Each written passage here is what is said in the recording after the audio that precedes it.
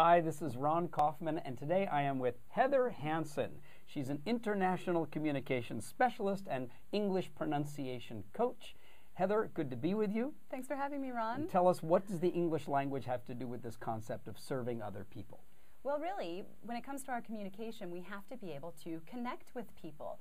We can serve people through the way that we speak, by thinking about our listener, by thinking about their level of the English language, by thinking about how they hear the language and how they understand it, and meeting them on their level and making them feel more comfortable. So you're saying by putting the focus as an English speaker on who it is that's actually listening and how to use the language so that it's for their benefit, rather than focusing on the way I'm speaking. Exactly. But that's odd, because as a pronunciation coach, isn't the focus then on how I'm articulating? How I'm articulating, yes. And that is important. That is important, right? But at the same time, for example, native and non-native speakers hear the language differently. A native speaker is going to be listening to things like word stress and intonation, and they get a lot of information out of that. Whereas a non-native speaker is really just listening and grasping the actual words. They don't care if they're saying purchase or purchase, for example. They just want to know that you mean buying something. Exactly. Okay, but how many non-native speakers can there be? Isn't the focus still on English for people who speak English? No. That's the short answer. There are about 400 million native speakers in the world. So people who are raised with English as their primary language. Exactly. Americans, Australians, Kiwis in New Zealand, people in England. Except for that French part, right? You know, okay. The English-speaking Canadians. So 400 million of them. We have 1.4 billion non-native speakers. Now, wait a minute. You're saying that there's 3 times more people in the world today who are using English as their mode of business communication, but weren't raised with that as their primary native language. Exactly. So what are the issues that brings up for us today? It brings up a lot of issues. Probably the most important one, I think, is that we need to see a mindset shift on both sides of this equation, the native speakers and the non-native speakers. Okay. So native speakers can no longer have this sense of ownership over the language, this idea that, well, you know, it's my language, you need to speak in a way that I can understand, and it's not my problem if you don't understand me. Or if you don't speak well, then you're not speaking well. Exactly. And you need to improve. You need to improve. Okay. And we need to learn how to meet them on their level. And on the other side, the non-native speakers need to start building that confidence. They need to start having an awareness of the fact that their English is good enough. In fact, it's better than that. It's great. And that they can make a difference, and they can share their talents, and they can speak with confidence in the world. Great. So that focus, if I'm not a native English speaker, but I'm making an effort, it sounds to me like you as a coach are saying that's the phenomenal first step. Exactly. It absolutely is.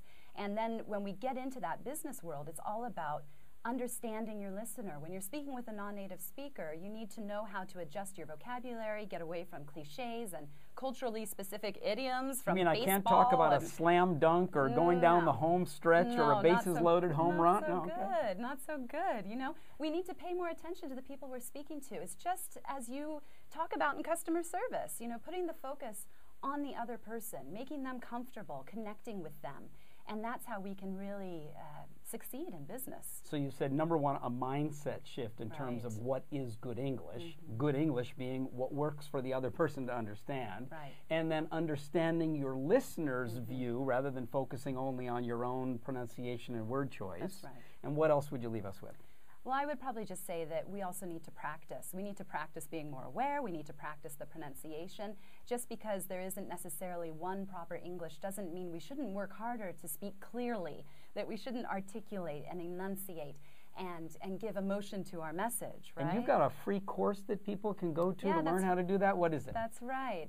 You can visit EnglishPronunciationCourse.com to sign up for my free 8-part pronunciation short course. And it's basically an audio program with downloadable transcripts. Great. So people can learn to practice and improve their articulation, pronunciation. Exactly. Good. And then there's some wonderful story you were telling me about Singapore Airlines, an example of how they changed their language for the benefit of the people who are listening. Yes, because really when we go out into international business, we find that the true important step is to focus on clarity and not purity. And in some cases, it can save lives. So in Singapore Airlines specifically, they've changed the script of one of their announcements. We have the baby bassinets in the airplanes.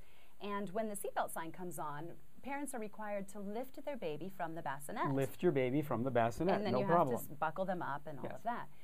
Well, the problem here in Asia is that many Asians have trouble distinguishing the short I sound I, Like lift.